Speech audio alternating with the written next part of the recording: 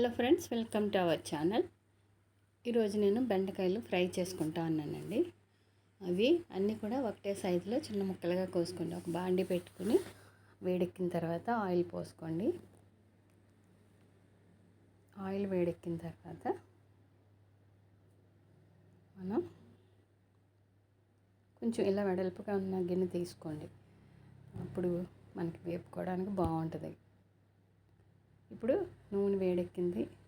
మనం అలా చేయి పెట్టుకొని చూసుకుంటే కాక తగులుతుంది కదా, ఆ వేడి తగిలినప్పుడు మనకు ఆయిల్ వేడెక్కినట్టు తెలుస్తుంది.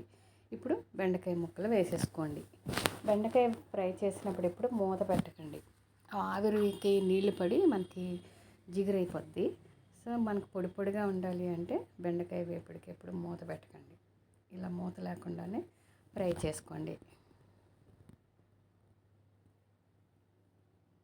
ఇట్లాగా మగ్గించుకోవాలన్నమాట. చూడండి, ఒకటే సైజులో ఉన్న మూల మనకి అన్నీ కూడా సమానంగా వేగుతాయి. అదే పెద్దగా ఒకటి పెద్దది ఒకటి చిన్నది అనుకోండి, అంత బాగా ఉండదన్నమాట. చూడడానికి బాగోదు, అవి ఉడకడం కూడా సరిగా ఉండదు, ఆ ఫ్రై అవ్వడం కూడా ఈక్వల్గా ఉండదన్నమాట.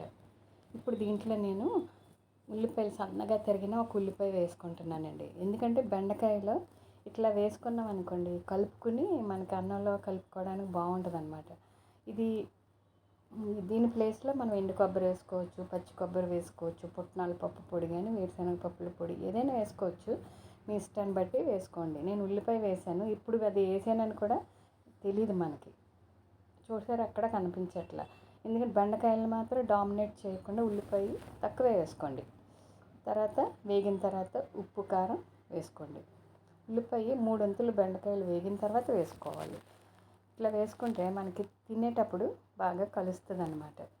ఇదండి ఈరోజు బెండకాయ ఫ్రైలో స్పెషల్. ఉల్లిపాయలు వేసుకోవడం అన్నది స్పెషల్ ఇదన్నమాట. మీకు నచ్చినట్టయితే లైక్ చేయండి, షేర్ చేయండి, కామెంట్స్ చేయండి. మీకు నన్ను ఎంకరేజ్ చేస్తూ ఉన్నారు. Thank you so much. మరి ఒక వీడియోతో మళ్ళీ కలుసుకుందాం. ఇదిగోనండి, డిష్ అవుట్ చేసాము. ఇదండి ఈరోజు బెండకాయ ఫ్రై. Thank you.